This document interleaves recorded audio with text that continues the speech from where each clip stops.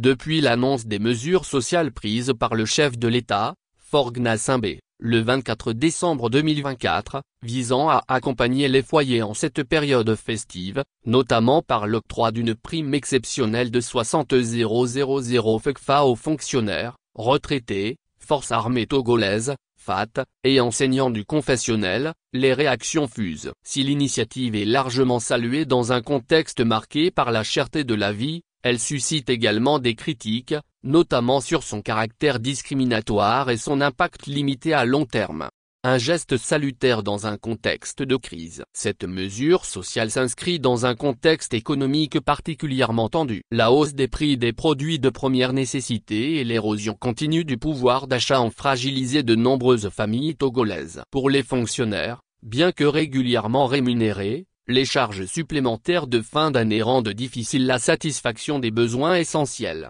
Dans cette optique, l'octroi d'une prime de 60 000 FCFA constitue une bouffée d'oxygène. Elle permet à ces bénéficiaires d'alléger leurs charges immédiates et agit comme un moteur de relance économique, particulièrement dans les zones rurales. Les petits producteurs, souvent confrontés à des difficultés pour écouler leurs produits, voient une opportunité de générer des revenus supplémentaires. Cependant, si l'initiative soulage certains, elle soulève une question de fond. Pourquoi exclut-elle une grande partie de la population active, notamment les travailleurs du secteur privé et informel?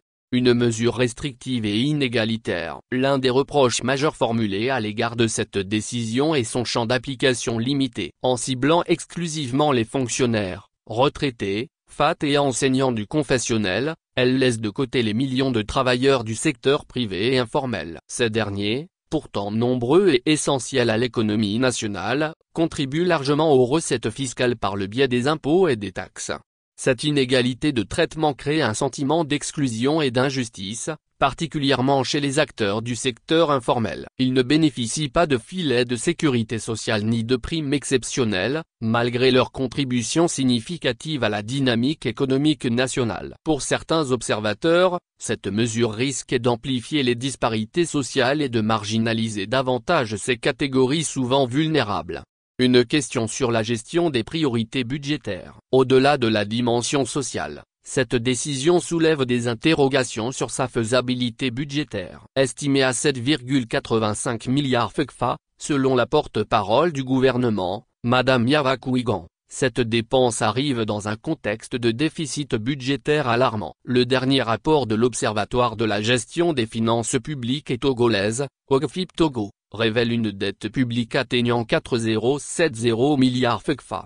Sur quelle ligne budgétaire cette somme sera-t-elle prélevée? Quels sacrifices ou réallocations cette décision impliquera-t-elle? Autant de questions qui restent sans réponse. Dans les économies avancées, les gouvernements privilégient des réformes structurelles pour soulager les citoyens, telles que des augmentations salariales ou des politiques fiscales adaptées. À l'inverse, l'approche togolaise semble ponctuelle et insuffisante pour répondre durablement aux défis économiques. Des alternatives pour un impact durable. Pour éviter que de telles initiatives ne se limitent à des effets immédiats, il est crucial de privilégier des réformes en renforçant les mécanismes de contrôle pour lutter efficacement contre la corruption et les détournements de fonds publics, qui affaiblissent la capacité de l'État à investir dans des projets structurants. Par ailleurs, le cumul des postes et les avantages indus doivent être limités afin de rationaliser les dépenses publiques. Une telle rationalisation permettrait de réorienter les ressources vers des secteurs prioritaires, comme la santé et l'éducation, ou vers une revalorisation des salaires alignés sur le coût de la vie. De plus, le gouvernement doit accorder une attention particulière au secteur privé et informel en facilitant l'accès au financement et en allégeant les charges fiscales. Ces mesures permettraient d'encourager l'entrepreneuriat et de stimuler l'économie tout en garantissant une redistribution équitable des ressources nationales. Enfin, promouvoir une justice sociale véritable et inclusive nécessite de placer la transparence et la lutte contre l'impunité au cœur des priorités nationales. Ces réformes profondes sont indispensables pour transformer durablement les conditions de vie des populations et restaurer la confiance des citoyens dans les institutions publiques.